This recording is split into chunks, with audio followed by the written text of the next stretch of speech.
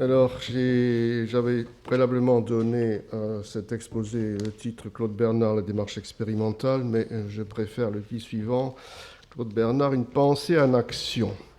Et je vais commencer par une citation. Nous en sommes pour la médecine expérimentale au point où en étaient les alchimistes du Moyen Âge pour la chimie expérimentale. Nous ne sommes que les précurseurs d'une science médicale de l'avenir, mais que nous ne verrons pas. Ce texte se trouve au début des principes de médecine expérimentale. Alors Claude Bernard alchimiste, peut-être pas. Claude Bernard précurseur, certainement, et à beaucoup d'égards, cela a été rappelé hier. Cela étant dit, si l'on se plonge, comme nous l'avons fait pendant longtemps, avec Jean-Gabriel Ganassia, Jean-Louis Lebras et quelques autres, sur les manuscrits et les cahiers d'expérience de Claude Bernard sur le curare, eh bien, l'image que l'on a de sa recherche en acte est assez différente de celle que l'on peut avoir à la lecture de textes écrits pour être publiés. Je dirais que la science privée de Claude Bernard, et j'emprunte cette expression de science privée à Gerald Giesen dans le titre de son ouvrage controversé sur Louis Pasteur, la science privée de Claude Bernard est énormément plus exubérante et tâtonnante que les exposés de la science publique, ce qui n'est guère étonnant, mais ce qui pose à l'interprète un redoutable problème lorsqu'il veut en saisir le développement interne.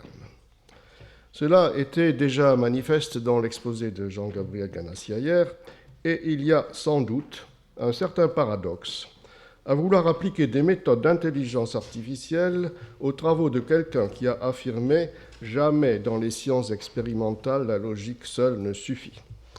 Il faut le reconnaître, le projet que nous avions conçu avec Jean-Gabriel était un peu fou, mais il a donné quelques résultats. Et on ne peut pas oublier que Claude Bernard a cherché à identifier ce qu'il appelle le raisonnement expérimental, ce raisonnement cyclique qui va des hypothèses aux hypothèses par les expériences et dont il a dégagé la structure d'ensemble hier. Alors, qu'est-ce qu'apporte la lecture des manuscrits par rapport aux formulations et aux formalisations ultérieures ? Eh bien, c'est une découverte assez saisissante, je dois le dire, que de constater l'énormité et la constance des efforts de Claude Bernard pour poursuivre la résolution d'un problème que finalement il ne résoudra pas ou qu'il ne résoudra que très partiellement, celui du mode d'action du curare. Des dizaines et des dizaines d'expériences sur les matériaux les plus divers qu'il poursuit pratiquement tout au long de sa carrière de 1844 à 1877, à la veille de sa mort. Eh bien, cela montre l'énormité de l'effort. Nous avons fait 200 pages de transcription. Mirko Grmek, auquel il convient de rendre hommage, avait transcrit les principales expériences. Nous avons complété et beaucoup étendu son travail. Alors, qu'est-ce que nous pouvons tirer de cet amoncellement d'expériences extrêmement nombreuses, mais aussi parfois, il faut le dire, assez répétitives, du point de vue qui sera le mien aujourd'hui, à savoir commencer à élucider une pensée en action. D'abord, il faut distinguer, comme l'a fait Jean-Gabriel hier, je suis totalement d'accord avec lui sur ce point, il faut distinguer entre les expériences non réalisées, restées à l'état de projet, ce qui semble être assez fréquent, enfin il faut encore le contrôler, et les expériences réalisées. Cette distinction est assez intéressante, car on ne peut manquer de constater que les expériences non réalisées, des conjectures non éprouvées, si je fais cela, je dois observer tel résultat, ont un pouvoir de persuasion plus fort, d'autosuggestion plus fort, dirais-je, que les expériences réalisées, qui, elles, sont probantes. Alors, ce que je veux dire derrière ce petit paradoxe, c'est que l'homme qui a écrit comme précepte de médecine expérimentale « avoir une foi robuste et ne pas croire », et qui a ajouté que l'expérimentateur doit douter, fuir les idées fixes, etc., cet homme avait clairement conscience de la nature instable de sa démarche dans l'exploration de territoires complètement inconnus, comme l'action du curare. Disons qu'il avait l'intelligence assez exceptionnelle, il faut le dire, de saisir à la fois une chose et sa complémentaire. Alors, qu'est-ce qui finit par émerger de cette ébullition intellectuelle et de cette fébrilité expérimentale? Cette fébrilité expérimentale, elle s'accompagne d'ailleurs de la rusticité des techniques de Claude Bernard, comparée à celles de ses collègues allemands, et par les contradictions qu'il lui arrive inévitablement de rencontrer. Eh bien, ce qui, à mon sens, émerge de ce qu'un de mes collègues a qualifié de fatras, je ne citerai pas son nom, certainement de bricolage, c'est l'idée et sa puissance. Ce qui émerge est une vision forte et innovante de la structure fonctionnelle de l'organisme. Certes, cette vision s'appuie sur ses prédécesseurs, comme Bichat, comme l'a fort judicieusement noté Canguilhem. Mais comme il l'a noté aussi, elle comporte des innovations aussi considérables, aussi majeures sur le plan théorique, que les idées de déterminisme, de régulation, de milieu intérieur, dont il a également été question hier. Cela est bien connu. Je me permettrai de dire que par rapport à cela, la question du vitalisme qui a tellement excité les philosophes paraît un petit peu moins cruciale dans la mesure où elle dépend de progrès techniques en biochimie. Cela étant rappelé, je souhaite chercher à mieux caractériser le style de pensée expérimentale de Claude Bernard avec le curare. De quoi est faite cette pensée expérimentale? Pour répondre à cette question, on peut mentionner les aspects épistémologiques ou logiques souvent évoqués, le fameux raisonnement expérimental dont a parlé hier Jean-Gabriel et que l'on peut caractériser à l'aide de catégories canoniques comme l'abduction, l'analogie, etc., ou de catégories plus récentes, plus souples et peut-être mieux adaptées à une démarche extrêmement exploratrice comme celle de Claude Bernard, divers types d'inférences développées dans l'intelligence artificielle et qui ont été effectivement appliquées dans le projet que nous avons réalisé. On peut également mentionner l'enchaînement bien connu qui va des hypothèses à la planification des expériences, à la réalisation des expériences, à l'interprétation des résultats et à la conception de nouvelles hypothèses ou de nouvelles expériences. Il s'agit là de recherche d'une démarche bien connue dont les deux moments principaux sont, à mon sens, la prévision des résultats à partir des hypothèses et le travail de réinterprétation des résultats. On peut enfin rappeler, et c'est assez frappant, ça a été parfois noté, la proximité de Claude Bernard par rapport à l'épistémologie développée ultérieurement par Karl Popper d'une manière beaucoup plus systématique. Citons Bernard. Le progrès consiste à chercher à détruire les théories. Une théorie qui est changée meurt au champ d'honneur. Et la soldicité des faits nouveaux qui l'ont tuée, mais qui ont fait avancer la science. Il y a d'autres citations de ce type dans l'opus bernardien. Pourtant, il y a un élément de la pensée expérimentale que ces vues d'épistémologie abstraite ne permettent guère d'éclairer. La substance des hypothèses, les prévisions qui vont avec, des réinterprétations, etc., cette substance est faite de représentations. Jean-Gabriel a parlé d'ontologie, c'est un terme plus récent. J'en resterai aux représentations. De quelles représentations s'agit-il? C'est ce qu'on peut essayer d'élucider avec le curare. Car par rapport à d'autres domaines de la recherche bernardienne, les travaux sur le curare se caractérisent par une succession de formulations claires et bien orientées, de théories obscures et chimériques, de considérables hésitations et de la recherche finalement jamais satisfaite d'une preuve décisive. Histoire très intéressante et très instructive. À quoi cela tient-il? Tel est le problème que l'on peut soulever. Il s'agit bien, in fine, de représentation, d'idées, de pensées, plus que de formes de raisonnement.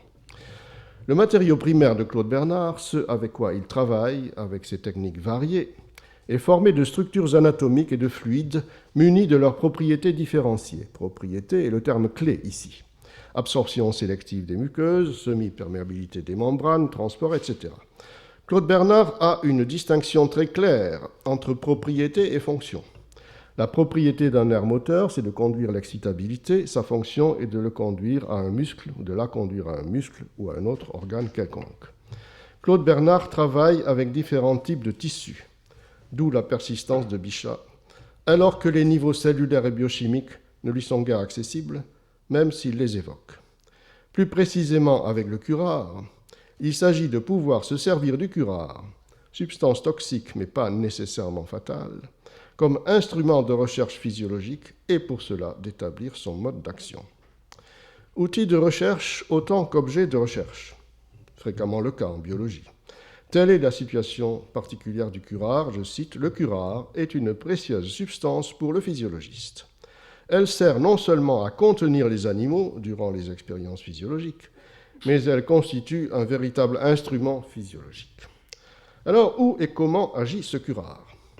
Assez rapidement, en 1849, Claude Bernard se trouve face à plusieurs possibilités. Je cite, « Curarer un chien chloroformé. Le curare doit agir sur les plaques terminales des nerfs moteurs et sur les plaques centrales des cellules volontaires. » Très intéressante formulation qui combine les deux et qui préfigure tout ce qu'il fera par la suite, ou presque. À ce moment, Claude Bernard a déjà compris que le curare doit avoir une action locale, mais il lui reste à localiser cette action. Est-elle centrale ou périphérique, et comment l'établir ? Mais une autre question, différemment formulée, le travaille également. Une question héritée, je pense, de Bichat et de bien d'autres, et qui est la suivante. Comment la mort se propage-t-elle ? Du centre vers la périphérie ? De la périphérie vers le centre ? Au bout du compte, Claude Bernard ne trouvera pas réellement de preuves après presque 30 ans de recherche. Il se laissera à moitié convaincre par des expériences de pensée et par quelques expériences effectivement réalisées d'une solution, mais il faut noter que ce qui l'intéresse, c'est tout autant de localiser une action, le curare agit localement sur les nerfs, que de décrire la propagation d'une action. Bichat de Rechef, comment la mort se propage-t-elle dans l'organisme ? Claude Bernard, comment la mort se propage-t-elle dans le nerf ? Nous sommes là, finalement, devant un mélange de représentations physiologiques différentes, dont, je crois, la coexistence n'aide pas à clarifier le problème. Deux affirmations différentes illustrent ces orientations. Premièrement, le curare ne fait qu'interrompre quelque chose de moteur qui met le muscle et le nerf en rapport électrique par le mouvement. Deuxièmement, les nerfs ont des propriétés et des fonctions, comme d'ailleurs les vaisseaux sanguins. Les propriétés nerveuses, c'est la conductibilité nerveuse, comme la propriété des vaisseaux et la conductibilité sanguine. Les nerfs, comme les vaisseaux, se distinguent par la direction différente dans laquelle ils exercent leur conductibilité. La conductibilité des nerfs moteurs s'éteint du centre à la périphérie, celle des nerfs sensitifs de la périphérie au centre. Fin de citation. D'où des propositions assez divergentes à quelques pages d'intervalle, et cela est assez typique de Claude Bernard, y compris dans des travaux beaucoup plus précis, comme les travaux sur l'intoxication oxycarbonée. Proposition numéro 1. Le curare agit sur les nerfs moteurs à la condition de toucher leur périphérie, c'est-à-dire le point qui les relie aux muscles. Cette proposition est assez concordante avec celle qui est exposée dans le cours de 1856, où il s'agit de comparer deux situations. Un muscle muni de son bout de nerf, l'ensemble étant trempé dans une solution de curare, versus le même ensemble où seul le nerf trempe dans le curare. Dans le premier cas, l'excitation électrique du nerf ne produit pas de contraction. Dans le second, elle produit une contraction. Conclusion de Bernard, l'action du poison semble donc se propager des radicules nerveuses, dans le muscle donc, vers le tronc, mais non du tronc vers les radicules. Claude Bernard est déjà obsédé par la question de la propagation de l'action toxique. La proposition numéro 2, que j'extrais du cahier 2B de 1860, est assez étrange. Ce qu'il y a de plus remarquable dans le curare, c'est qu'il agit sur la périphérie des nerfs et qu'il les décroche, non des muscles, mais de la moelle ou du nerf sensitif. Il n'arrive pas à choisir. Proposition numéro 3. Découvrir la moelle sur un chien jeune, le paralyser par le curare dans la peau à faible dose, point important, les doses, puis, quand il tombe paralysé, montrer que les nerfs sont excitables et les muscles, et que la moelle n'agit plus sur eux parce que la paralysie vient d'une discontinuité médulaire et non musculaire. Expérience de pensée typique, mais qu'il finira par effectuer, semble-t-il, à plusieurs reprises et jusque vers la fin en 1875. Poursuivons. Les nerfs se terminent dans les muscles, comme les racines s'implantent dans la terre. Il y a contiguïté, mais non continuité, entre la substance nerveuse et la substance musculaire. Point intéressant. Toutes ces citations ne donnent pourtant qu'une idée restreinte de l'ensemble des actions envisagées pour le curare. Proposition numéro 4, c'est peut-être en agissant sur le ferment du muscle, une hypothétique enzyme musculaire, que le curare agit sur les nerfs. Bref, les expériences ont commencé en 1844. Leur ensemble a bien établi un fait, mais le sujet reste obscur, comme l'explique Claude Bernard dans un cahier qui date de 1866. Je cite, « Il y a 25 ans, j'ai le premier établi que le curare détruit spécialement l'action du système nerveux sur les muscles, tout en conservant l'intégrité de la propriété de contractilité musculaire. Toutefois, malgré les travaux innombrables d'expériences qui ont été faites dans cette voie analytique depuis 25 ans, le sujet n'est pas encore épuisé et le curare, ce réactif vital si subtil, est appelé encore à nous dévoiler le mécanisme de bien des actions nerveuses encore ignorées et dont la connaissance est de la plus haute importance pour la médecine expérimentale. » Notons que Claude Bernard, pris d'une véritable fièvre expérimentale, expérimente sur le curare presque tous les jours, du 5 janvier au 28 juin 1865, comme cela est consigné dans un cahier conservé à Saint-Julien et que nous avons transcrit. Apparemment, Claude Bernard n'était pas plus avancé quant au mécanisme d'action du curare, malgré le ton assez assuré qu'il prend dans le cahier daté de 1866 que je viens d'utiliser. Je cite, « Le curare agit et tue suivant les lois physiologiques. C'est facile à prouver. Il engourdit, éthérise, éteint les vibrations, ennule en un mot le nerf moteur, l'empêche de vivre et le fait mourir comme il meurt naturellement, c'est-à-dire du centre à la périphérie. » Cette citation mérite plusieurs commentaires. En premier lieu, que signifie cette formule imagée que le curare éteint les vibrations ? Ceci peut se comprendre par analogie avec ce que Claude Bernard dit de la strychnine, qui renforce les vibrations nerveuses sensitives et affecte donc une propriété plus qu'une substance. Pour le comprendre, Claude Bernard use d'une comparaison fort instructive. Je suppose qu'un corps qu'on répandra dans l'air ait la propriété d'amplifier considérablement le son d'un piano, de manière à ce que le son devienne alors insupportable à nos organes. On ne pourra pas dire que ce corps agit sur le piano lui-même, l'organe du son, ni sur l'accord qui vibre, mais il agit seulement sur les vibrations émanées de là. De même pour la strychnine, elle agit sur les vibrations nerveuses et non sur le corps qui vibre. En résumé, la strychnine amplifie les vibrations des nerfs sensitifs. Le curare, par opposition, éteint celle des nerfs moteurs. Merveilleuse et trompeuse imagination de Bernard qui le poursuivra jusqu'à la fin. Quoi qu'il en soit, le curare fait mourir le nerf moteur comme il meurt naturellement du centre à la périphérie. Ceci n'empêche pas Claude Bernard d'écrire quelques pages plus loin dans le même cahier, 1b, que le curare n'agit absolument que sur l'élément nerveux moteur et encore il n'agit que sur son extrémité périphérique ou musculaire. Ce genre d'affirmation est plusieurs fois réitéré dans le même cahier. Il résulterait des expériences que le curare agit sur la périphérie des nerfs moteurs et non sur leur extrémité centrale. Ceci résulte effectivement de plusieurs types d'expériences qui prouvent que le curare n'agit que sur l'extrémité des nerfs moteurs, et Claude Bernard se trouve confronté à une véritable contradiction.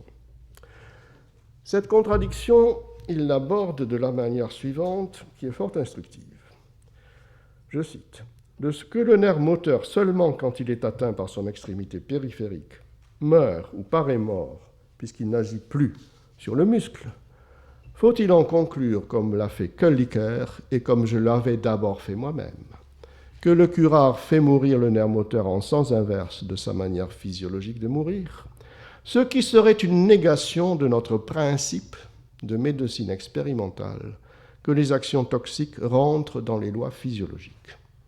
Donc, cette contradiction devrait faire douter de l'interprétation, dit Bernard.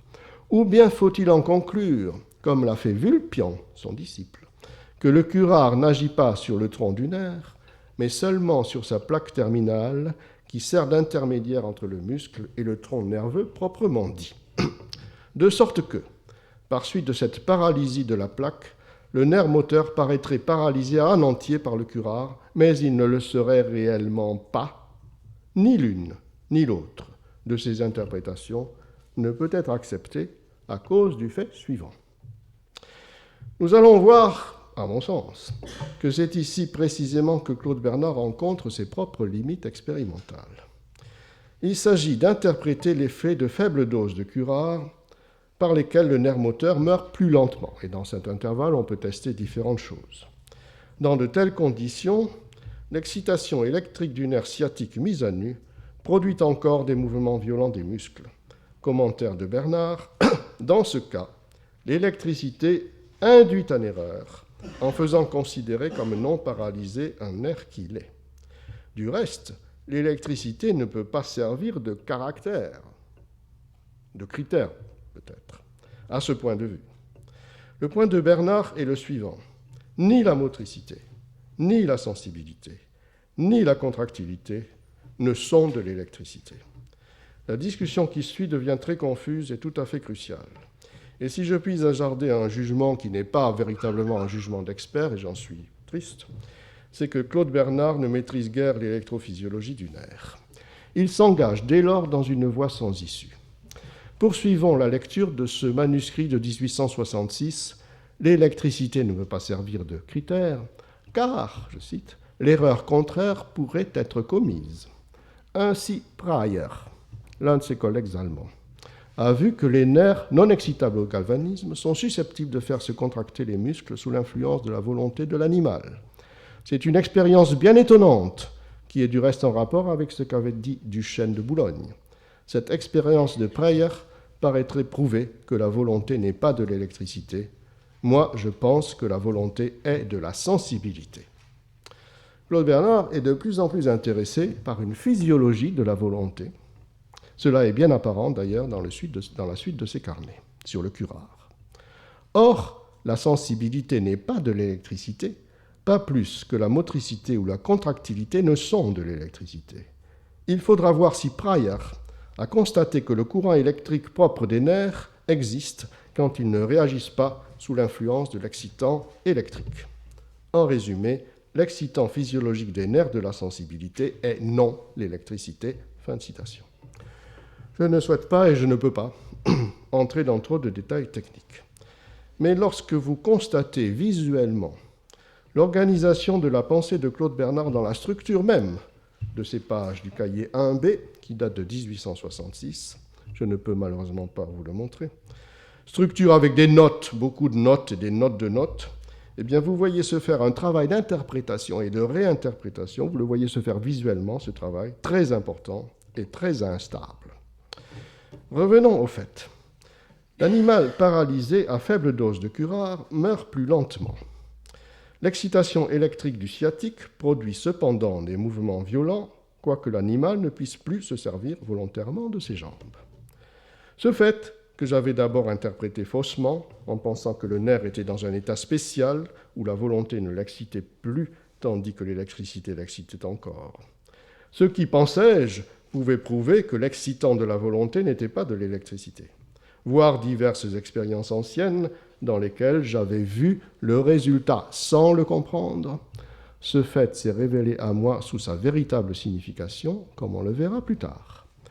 Mais dans tous les cas, ce fait tout brut infirmait absolument les interprétations de Kölliker et de Vulpian. En effet, comment expliquer que le nerf paralysé par le curare à faible dose agirait encore sur les muscles? Cela prouverait bien que ce n'était pas l'extrémité périphérique ou la plaque motrice qui était paralysée la première,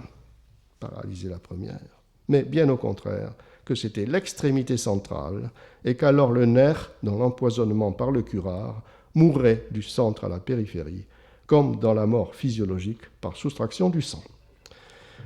C'est en effet ce qui a lieu, et j'ai découvert que le curare, bien qu'il ne puisse agir sur le nerf moteur par son extrémité musculaire, le décroche cependant de la moelle d'abord et éteint ses propriétés successivement, plus ou moins lentement. Ce décrochement de la moelle que j'ai découvert par le curare est un fait physiologique général qui a lieu dans tous les cas de la mort du nerf moteur. J'en ai fini avec cette longue citation qui se termine sur une affirmation assez assertorique de Bernard. Résumons l'argument. Puisque le nerf conserve un certain temps son excitabilité électrique, alors que l'animal est paralysé par le curare à faible dose, le curare porte son action sur l'extrémité centrale et non sur l'extrémité périphérique du nerf moteur. Logique impeccable. Mais la suite montre que l'expérience n'est pas suffisamment probante. Pour compléter la preuve, il faut absolument galvaniser le nerf moteur à son origine médulaire, ce qu'il fera, pour savoir s'il est paralysé ou non. La suite montre Claude Bernard s'engager dans le royaume des hypothèses, tout en admettant qu'il faudrait reprendre toutes les expériences. Nous sommes en 1866, son élève Vulpian publie ses leçons sur la physiologie générale et comparée du système nerveux, et Grmec, dont le livre « Le raisonnement expérimental et recherche toxicologique chez Claude Bernard » reste un classique, eh bien, Grmec donne la conclusion de Vulpian. Le curare paraît donc porter son action d'une façon non pas seulement élective, mais même exclusive sur les extrémités périphériques des nerfs moteurs. Est-ce bien du reste sur ces extrémités qu'agit le curare? C'est là ce que plusieurs auteurs ont admis. Mais d'autres expérimentateurs, et je suis du nombre, pensent que le curare n'agit point du tout sur les fibres nerveuses elles-mêmes, pas plus par conséquent sur leurs extrémités périphériques que sur le reste de leur longueur. Pour nous, l'action du curare a pour effet d'interrompre la communication entre les fibres nerveuses et les fibres musculaires. Et il faut le reconnaître, la pensée de Vulpian allait dans la direction qui s'avérerait la bonne. Le curare, chacun le sait, est un bloquant du récepteur de l'acétylcholine. Il faut également le reconnaître. La confusion qui régnait dans la discussion de ces questions pharmacologiques tenait sans doute à de nombreuses raisons, dont une au moins a été évoquée par Grmec, à savoir que les expérimentateurs n'avaient pas à leur disposition une substance pure, identique, mais des substances ou des mélanges de substances différentes à propriétés pharmacodynamiques différentes. En tout cas, il y a eu énormément de controverses sur ces sujets. Nous avons constaté les considérables variations de Claude Bernard sur la question du mécanisme d'action du curare.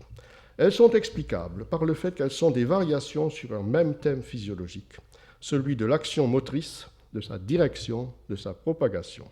Il recherche une vue physiologique. Il est en possession d'une intuition physiologique qu'il transforme quelque peu, il faut le dire, en dogme. On a l'impression qu'il a besoin d'une assurance au milieu de ses conjectures, de ses expériences de pensée, dont les conclusions peuvent se heurter à une impossibilité, comme il le note parfois. Claude Bernard s'accroche à un principe qu'il pose comme un absolu.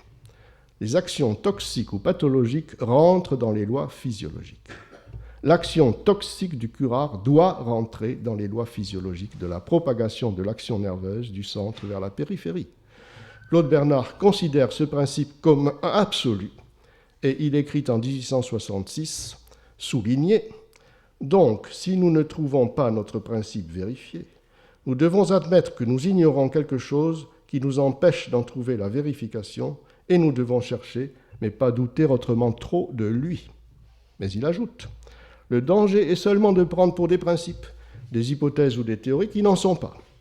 Alors, en regardant les hypothèses ou les théories comme des choses absolues et comme des principes, on crée des systèmes et des doctrines. » Claude Bernard, je ne suis pas très loin de la fin de cet exposé, s'interroge beaucoup, multiplie vers la fin les projets d'expérience, il faudra, on pourra, on verra, le prouver, étudier, chercher à démontrer, etc. Il cherche aussi à se prémunir contre des résultats contraires.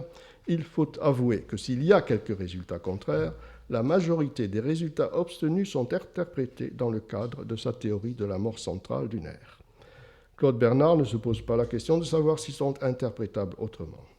Une question cruciale est posée. Que se passe-t-il lorsque l'on procède à l'excitation du nerf moteur au niveau de la moelle chez l'animal curarisé? Et ce qui, au jugement de Grmec, semble avoir fourvoyé Bernard, c'est que l'excitation directe de la moelle ne produit pas d'effet alors que l'excitation du tronc nerveux continue un certain temps d'en produire, d'où l'idée du décrochement et de la discontinuité médulaire.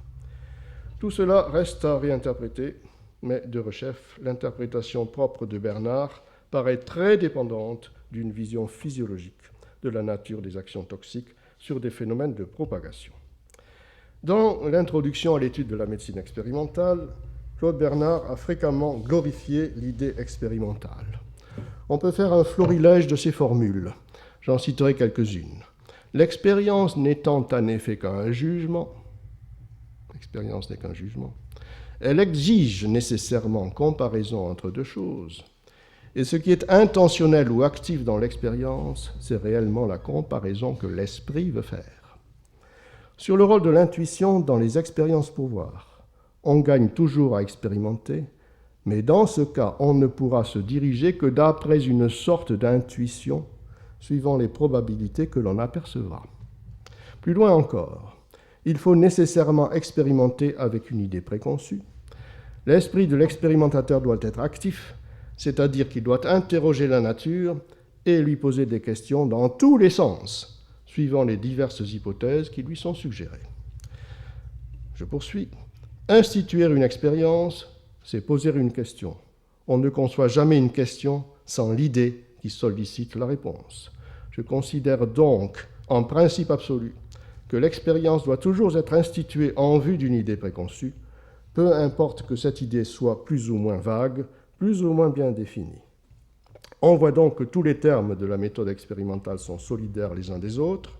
C'est l'idée qui constitue le point de départ et le primum movens de tout raisonnement scientifique, et c'est elle qui en est également le but dans l'aspiration de l'esprit vers l'inconnu.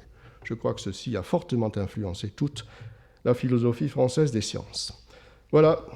Alors, avec les manuscrits, j'ai voulu vous montrer un Claude Bernard moins canonique que le Claude Bernard transformé en Descartes de la méthode expérimentale. Et pour finir, je voudrais rendre hommage à Michel Jouvet, qui m'a permis de me familiariser avec l'esprit expérimental et véritablement créateur de la médecine. Je vous remercie.